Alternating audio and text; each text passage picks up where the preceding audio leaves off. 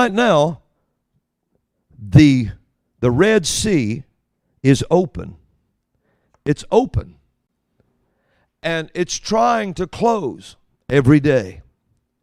So today I'll stretch my rod out over the sea to hold it there until you get on the other side. So I'm telling you, run. Run and pick up the pace. For soon the heat will melt the ice walls. Soon it will start melting. For the jackal and his army are trapped in the middle. For the dismantling has begun. Already the wheels are being pulled off the chariot. Already you see it happening. Run that you not be caught in the middle with it. For soon it will close. Hallelujah. Hallelujah. Let's lift our hands and bless the Lord. Come on, we'll just bless the Lord. We give Him honor and praise and glory and thanksgiving, for He is our God. Now, I hope this came across clear today. I know we had issues with something, but if it came across and you saw it, you can't unsee it now. Remember that when you hear Him whisper. Not long ago, the Lord, this is not a whisper. It's a spirit talking. I don't expect anyone that's never dealt with that to know. But I'm going to tell you this.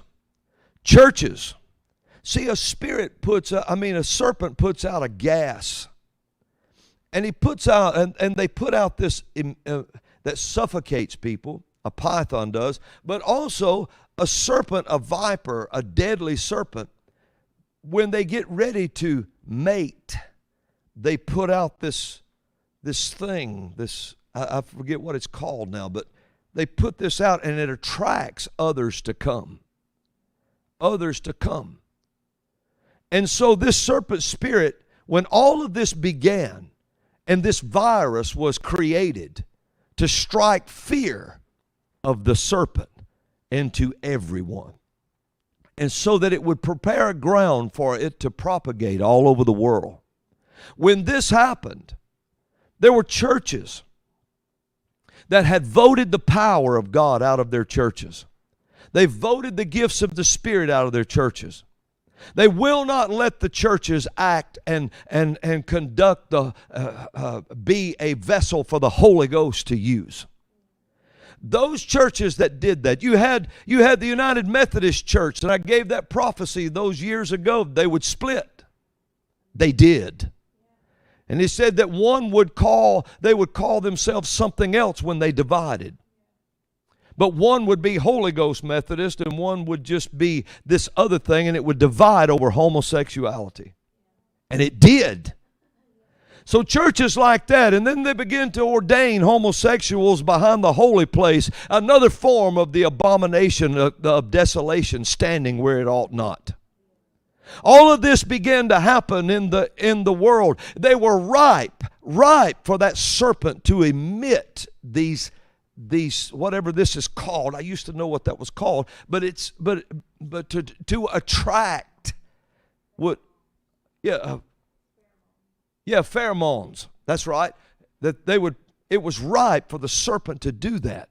And it drew the churches to mate with the serpent.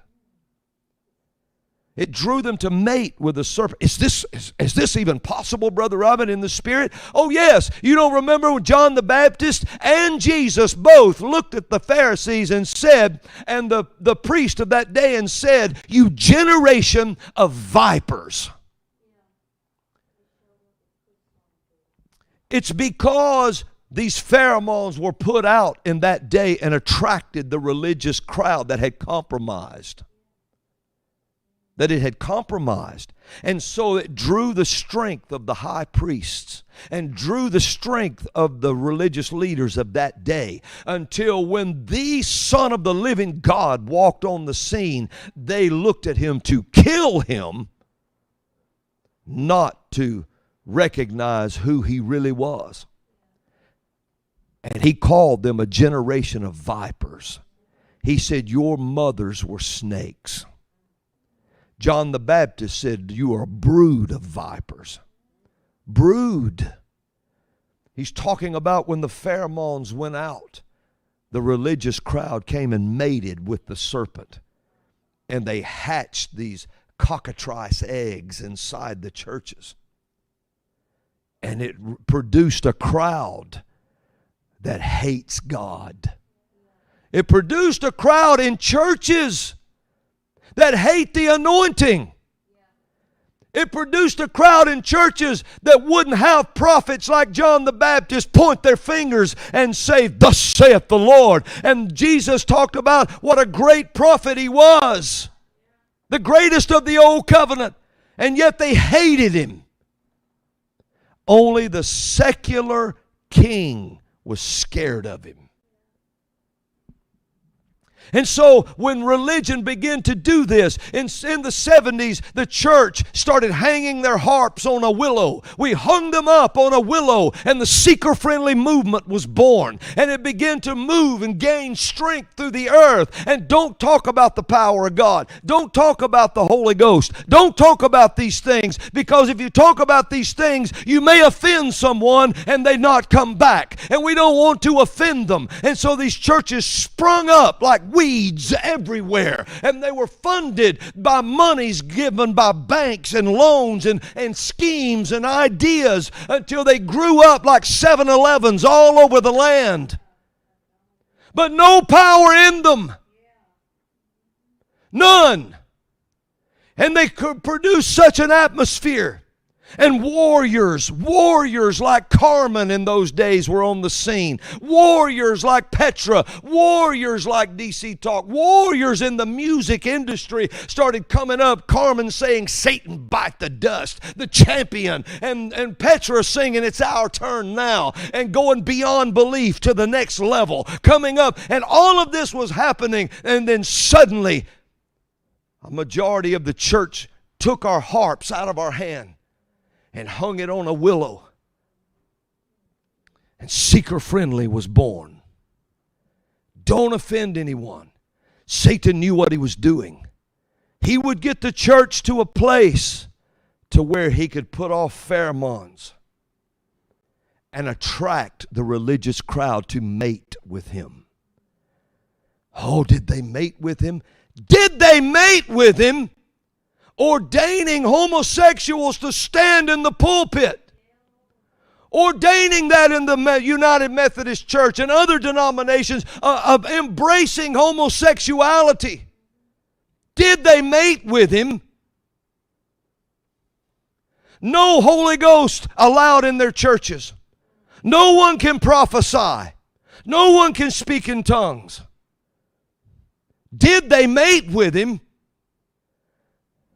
They laid eggs full in these churches that deny the power. And now they hatched out. And when they hatched out, the serpent found his leader, found his vessel to possess, to be the leader. He possessed a whole party. A party full of drunks, murderers of unborn. A party full of everything unholy and unrighteous. And the church, did they stand up against it? No. When those spirits of that serpent said, shut your doors, they just locked them. And so here we stand at this moment in time. And I showed you the spirit that's possessing that jackal. If you can't see that, then you need to go before God and see why you can't. Because anyone who deals in the Spirit knew that sound. I knew the sound when they were voting on that big abortion thing. I think it was in Louisiana. And Gorsuch and Kavanaugh had just been confirmed and so forth. And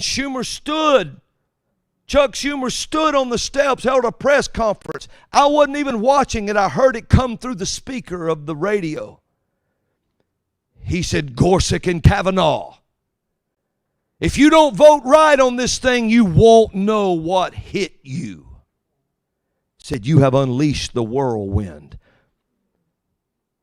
My brother and sister, that's not the talk of a politician. You've unleashed the whirlwind.